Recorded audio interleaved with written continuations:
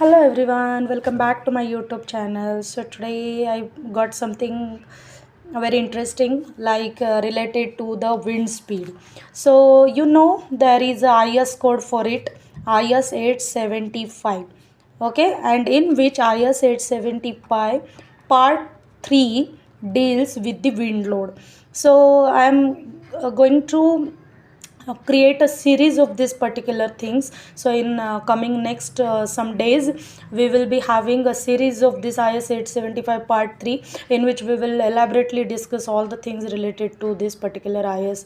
And before going towards the next part, please like, share and subscribe our channel, and do not forget to press the bell icon to get further details related to our next content. Okay, and basically coming to the point, this is design wind speed. Okay, so design wind speed is nothing but um, it will be multiplied by certain factor of safeties. As you know, when the design word will be coming, it will be related to the factor of safety, because we need to consider certain factor of safeties while we are calculating any kind of design load. So it may be a live load, it may be a dead load, it may be a wind load. So likewise I have created this, I have written this. So vz is denoted like this, and which is means design wind speed. Vb is nothing but basic wind speed, and k1, k2, k3. So this is nothing but the formula which IS code has given to us.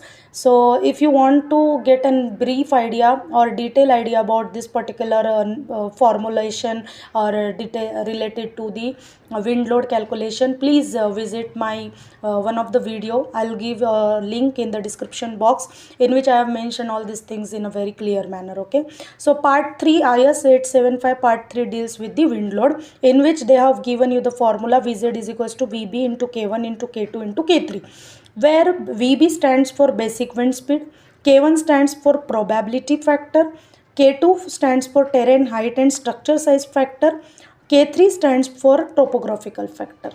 Okay, so basically wind speed depends upon the velocity, and velocity of wind varies from region to region.